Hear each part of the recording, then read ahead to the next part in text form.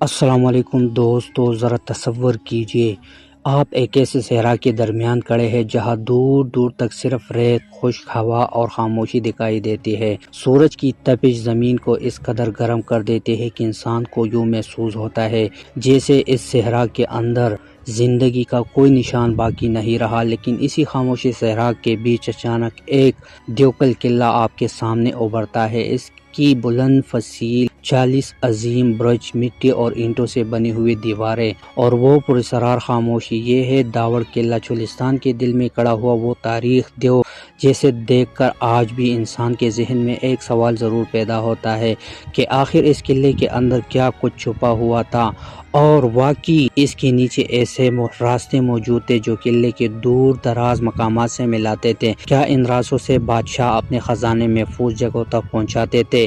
کیا دشمن کے حملے کے وقت شاہی خاندان انہی راستوں سے قلعے سے باہر نکل جایا کرتے تھے؟ یا پھر یہ سب صدیوں سے چلنے والی وہ داستانیں ہیں جنہوں نے داوڑ کی راز کو مزید پراسرار بنا دیا ہے؟ آج ہم اسی سوال کا جواب تلاش کریں گے، لیکن اس سفر سے ہمیں صرف ایک قلعے کی تاریخ نہیں ملے گی بلکہ ایسے صحرا کی کہانی ملیں گے جہاں کبھی دریا بہتا تھا، جہاں قدیم بستیاں آباد تھی، جہاں تجارتی قافلے گزرتے تھے، جہاں پانی سونے سے زیادہ قیمتی تھا، اور جہاں قلعے صرف جنگ کے لیے نہیں بلکہ زندگی کو قائم رکھنے کے لیے تعمیر کیے جاتے تھے۔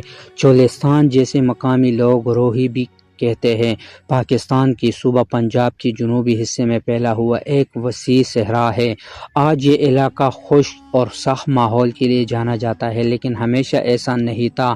اس سرزمین کے نیچے اور اس کے آس پاس موجود آثار اس بات کی گواہی دیتے ہیں کہ یہاں کبھی پانی کے نظام اور انسانی آبادیوں کے ایک مختلف منظر موجود تھا۔ یونیسکو کے مطابق اس خطے میں قدیم ہاکڑا دریا کے آثار ملتے ہیں، اور یہ علاقہ تقریباً 4000 قبل مسیح تک انسانی آبادیوں اور زرعی سرگرمیوں سے وابستہ رہا۔ جدید ارضیاتی اور تاریخی تحقیقات بتاتی ہیں کہ یہ ہاکڑا دریا دراصل قدیم ودرک دور کا وہی مشہور سرسوتی ندی کا حصہ تھا جو وقت کے ساتھ زمین کے پلٹوں میں تبدیل اور زلزلوں کی وجہ سے اپنا رخ بدل گئی اور بالآخر خشک ہو گئی۔ آثار قدیمہ کے ماہرین کو چولستان کے اس خشک دریا کے راستے پر وادی سندھ کی تہذیب کے 400 سے زیادہ قدیم مقامات کے آثار ملے ہیں، جس سے ثابت ہوتا ہے کہ یہ خطہ موہنجو-داڑو اور ہڑپہ جتنا ہی قدیم ہے۔ پھر دریا کے بہاؤ میں تبدیلی آئی، پانی کو کم ہوتا گیا اور یہ خطہ رفتہ رفتہ ایک سخت صحرائی ماحول میں تبدیل ہو گیا۔ یہی تبدیلی بعد کے زمانوں میں چولستان کی پوری تاریخ پر اثر انداز ہوئی، کیونکہ یہاں رہنے والے لوگوں کے لیے سب سے بڑا سوال زمین نہیں بلکہ پانی تھا، اور شاید یہی وہ مقام ہے جہاں داوڑ قلعے کی اصل کہانی شروع ہوتی ہے۔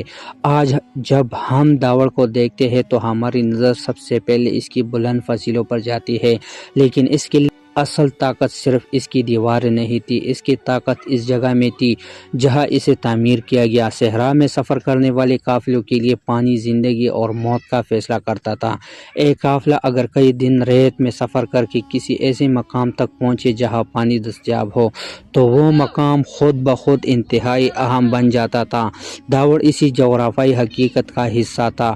یونیسکو کے مطابق چولستان کے قلعوں کا ایک پورا نیٹ ورک تجارتی اور زیارتی راستوں کی حفاظت اور پانی کے اہم مقامات تک رسائی سے جڑا ہوا تھا۔ یونیسکو کے مطابق چولستان کے قلعوں ایک پورا نیٹ ورک تجارتی اور زیارتی راستوں کی حفاظت اور پانی کے اہم مقامات تک رسائی سے جڑا ہوا تھا۔ داوڑ بھی ایسی ہی ایک مقام پر واقع تھا جہاں قدیم ہاکڑا کے زیر زمین پانی کے ذخائر تک رسائی ممکن تھا۔ یہاں ایک بات سمجھنا بہت ضروری ہے کہ ہم آج قلعوں کو اکثر بادشاہوں کو محل یا صرف فوجی چھاؤنی کے طور پر دیکھتے ہیں، لیکن چولستان کے قلعوں کی کہانی اس سے کہیں زیادہ پیچیدہ تھی۔ یہ قلعہ صحرا میں سفر کرنے والے انسانوں، تاجروں، سپاہیوں اور قافلوں کے لیے راستے کے لیے اہم پڑاؤ تھے۔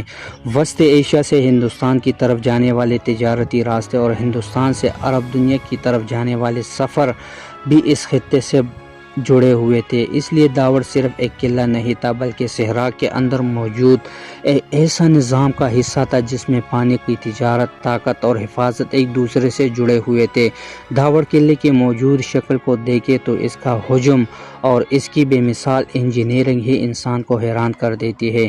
پاکستان کے محکمہ آثار قدیمہ کے مطابق قلعہ تقریباً مربع شکل کا ہے، اس کی چاروں طرف بلند فصیل ہے اور اس میں 40 برجوں کی روایت تاریخ ریکارڈ بھی نمایاں ہے۔ یونیسکو کے مطابق اس دیواروں کا مجموعہ پھیلاؤ تقریباً 1500 میٹر ہے اور اس کی برج تقریباً 30 میٹر یعنی 100 فٹ تک بلند ہے۔ صحرا کی ہموار زمین پر یہ بلند برج کئی میل دور سے نظر آ سکتے ہیں۔ یہاں دلچسپ بات یہ ہے کہ صحرا میں پتھر کی نایابی کی وجہ سے اس کی تعمیر میں لاکھوں پکے لال اینٹیں استعمال کی گئی جنہیں صحرا کے قریب ہی خاص مٹی کی بھٹوں میں پکایا گیا تھا۔ برجوں کے بالائی حصوں میں خاص تیر اندازی کے روزن اور سوراخ بنائے گئے تھے جہاں سے حملے کی صورت میں دشمن پر کھولتا ہوا تیل اور بارود برسا دیا جاتا تھا۔ یہی وجہ ہے کہ داوڑ صرف ایک دفاعی عمارت نہیں بلکہ پورے چولستان کے منظرنامے کا ایک شناخت بن گیا تھا۔ لیکن اب سوال یہ ہے کہ یہ قلعہ آخر کس نے بنایا؟ اس سوال کے جواب بھی ایک سیدھا سادہ کہانی نہیں۔ تاریخ ریکارڈ کے مطابق اس قلعے کی پہلی بنیاد سن 858 عیسوی میں راجپوت ہندو راجہ رائے جاجا بھٹی نے رکھی تھی۔ راجہ نے یہ قلعہ اپنے چاچا اور جیسلمیر کے حاکم راول دیوراج بھٹی کے نام پر بنوایا تھا اور اسی مناسب سے اس کا ابتدائی نام ڈیرہ راول رکھا گیا جو صدیوں بعد زبانوں کی تبدیلی سے قلعہ داوڑ بن گیا۔ وقت کے ساتھ اس قلعے کے مختلف طاقتوں نے اپنے قبضے میں رکھا اور اس میں تبدیلیاں کی۔ 18 صدی میں بہاولپور کے نوابوں کے ہاتھ میں آنے کے بعد داوڑ ایک بار پھر ایک طاقتور سیاسی اور دفاعی مرکز بن گیا۔ سن 1732 میں بہاولپور کی عباسی حکمران نواب صادق محمد خان اول نے راجپوتوں کے ایک شدید جنگ میں شکست دے کر یہ قلعہ اپنے قبضے میں لیا اور اس کی مکمل دوبارہ پکی تعمیر کروائی۔ اگرچہ بعد میں یہ کچھ عرصے کے لیے دوبارہ ان کے ہاتھ سے نکل کر راجپوتوں کے پاس گیا، لیکن سن 1804 میں نواب بہاول خان دوم نے اسے دوبارہ حاصل کیا اور اس کے بعد یہ طویل عرصے تک بہاولپور کے نوابوں کے طاقت کا مرکز رہا۔ یہی مسلسل قبضہ اور استعمال شاید داوڑ کی بچ جانے کی ایک اہم وجہ بھی تھا۔ چولستان کے دوسرے کئی قلعے وقت کے ساتھ ٹوٹ پھوٹ کا شکار ہو گئی، کچھ تقریباً مٹ گئے اور کچھ صرف کھنڈرات کی شکل میں باقی رہ گئے، لیکن داوڑ کو مختلف ادوار میں استعمال کیا جاتا رہا۔ یونیسکو بھی اس بات کی نشاندہی کرتا ہے کہ داوڑ اس قلعے کی ذاتی نظام کا بہترین محفوظ رہ جانے والا نمونہ ہے۔ اب ذرا اس دور کا تصور کریں جب یہ جدید سڑکیں تھیں، نہ گاڑیاں، نہ موبائل فون، نہ نقشے اور نہ ہی جی پی ایس۔ اگر کسی حکمران کو صحرا کے ایک حصے سے دوسرے حصے تک فوج، سامان یا خزانہ منتقل کرنا ہوتا تو اس راستے، پانی کے مقامات اور محفوظ ٹھکانوں کے علم ہونا ضروری تھا۔ ایسے ماحول میں ایک قلعہ صرف دشمن کو روکنے کے لیے نہیں بلکہ پورے علاقے پر نظر رکھنے کے لیے بھی ضروری تھا۔ بلند برجوں سے دور تک صحرا دیکھا جا سکتا تھا، قافلوں کی آمد و رفت پر نظر رکھی جا سکتی تھی، پانی کی ذخائر کی حفاظت کی جا سکتی تھی اور ضرورت پڑنے پر فوجی دستوں کو پناہ دی جا سکتی تھی۔ لیکن جب ہم داوڑ کے اندر داخل ہونے کی بات کرتے ہیں تو ایک نیا دنیا سامنے آتی ہے۔ باہر سے دیکھنے پر قلعہ ایک مضبوط دیواروں کا مجسمہ محسوس ہوتا ہے، مگر اس کے اندر مختلف ادوار کی رہائشی، انتظامی جگہ، پانی کے انتظامات اور دفاعی حصے موجود رہے ہیں۔ پاکستان کے محکمہ آثار قدیمہ کے ریکارڈ میں قلعے کے اندر گہرائی کنویں کا ذکر بھی ملتا ہے، جبکہ باہر ایک بڑے شاہی خصوص آثار کا بھی حوالہ دیا گیا ہے۔ صحرا کے اندر کسی قلعے کے پانی کا یہ انتظام معمولی چیز نہیں تھا۔ یہ اس بات کی نشاندہی کرتا ہے کہ قلعے کی زندگی کا بنیادی انحصار پانی